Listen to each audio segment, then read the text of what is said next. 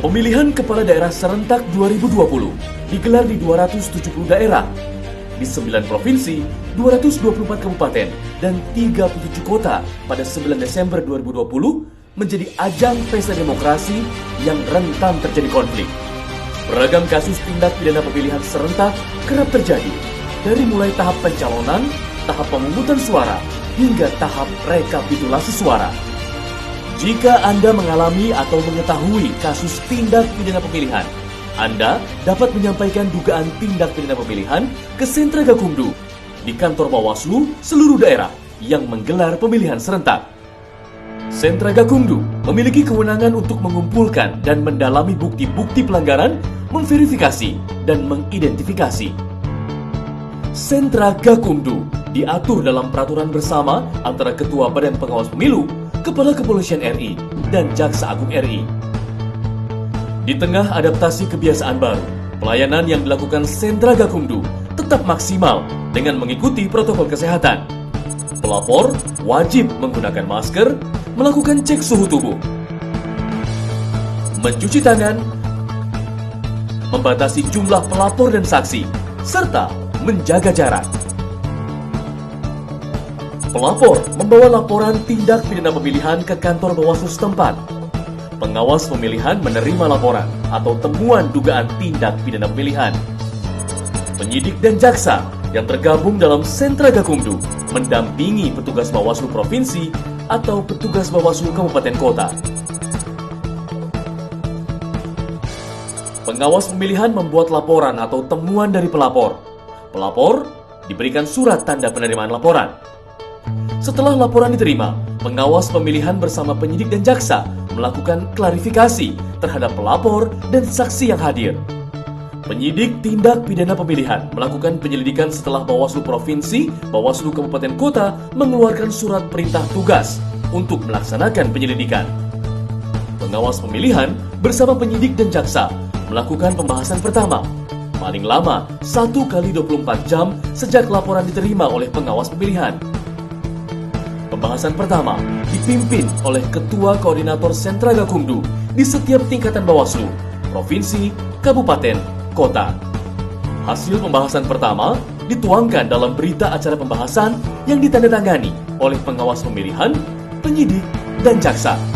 Selanjutnya, pengawas pemilihan melakukan kajian pelanggaran pemilihan dengan mengundang pelapor, terlapor, saksi, dan atau ahli untuk dimintai keterangan yang dilakukan di bawah sumpah dan janji yang dituangkan dalam berita acara. Dalam proses kajian ini, penyidik tindak pidana pemilihan dan jaksa wajib melakukan pendampingan. Hasil dari proses kajian pelanggaran pemilihan oleh pengawas pemilihan berupa dokumen kajian laporan.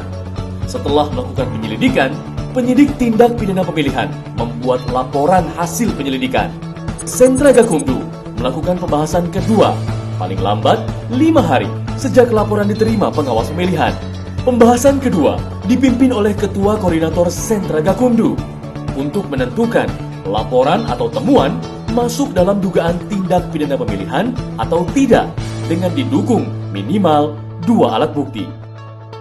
Pembahasan wajib dihadiri oleh pengawas pemilihan, penyidik, dan jaksa untuk membahas kajian pengawas pemilihan dan laporan hasil penyelidikan. Hasil rapat pembahasan kedua ini wajib memutuskan untuk melanjutkan laporan atau temuan ke tahap penyidikan atau menghentikan penanganan laporan atau temuan. Hasil pembahasan kedua dituangkan dalam berita acara pembahasan yang ditandatangani oleh pengawas pemilihan, penyidik, dan jaksa. Kajian dan laporan hasil penyelidikan menjadi dasar pengawas pemilihan memutuskan dalam rapat pleno. Rapat pleno memutuskan laporan atau temuan penanganan pelanggaran dilanjutkan ke tahap penyidikan atau dihentikan. Jika pelanggaran pemilihan ditingkatkan ke tahap penyidikan, pengawas pemilihan meneruskan laporan dan menerbitkan surat perintah tugas kepada penyidik Polri untuk melakukan penyidikan. Laporan atau temuan diteruskan oleh pengawas pemilihan kepada Polri di Sentra Pelayanan Kepolisian Terpadu (SPKT). Penyidik tindak pidana pemilihan melakukan penyidikan setelah diterbitkannya surat pemberitahuan dimulainya penyidikan oleh Koordinator Sentra Gakumdu dari unsur Polri. Penyidik melakukan penyidikan paling lama 14 hari kerja, terhitung sejak penerusan laporan oleh pengawas pemilihan dan atau laporan polisi yang dibuat. Pembahasan ketiga dilakukan selama proses penyidikan berlangsung. Pembahasan ketiga dapat menghasilkan kesimpulan berupa penyerahan berkas perkara kepada penuntut umum. Dituangkan dalam berita acara yang ditandatangani oleh pengawas pemilihan, penyidik, dan jaksa. Penyidik menyampaikan hasil penyidikan disertai berkas perkara kepada penuntut umum paling lama 14 hari kerja, terhitung sejak penerusan laporan oleh pengawas pemilihan dan atau saat laporan polisi dibuat. Jika hasil penyidikan belum lengkap, penuntut umum diberikan waktu 3 hari kerja untuk mengembalikan berkas perkara kepada penyidik disertai dengan petunjuk. Penyidik mengembalikan berkas perkara kepada penuntut umum paling lama 3 hari kerja setelah melaksanakan penyidikan tambahan sesuai petunjuk penuntut umum. Penyerahan dan pengembalian hasil penyidikan berupa berkas perkara dilakukan di Sentra Gakumdu.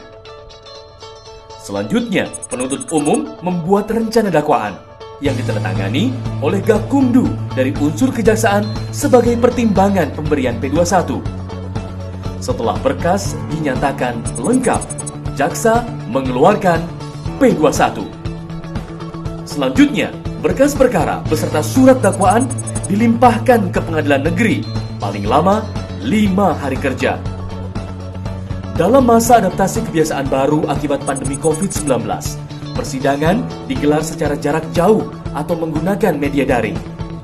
Setelah putusan pengadilan dibacakan, penuntut umum melaporkan kepada pembina Sentra Gakumdu dari unsur kejaksaan.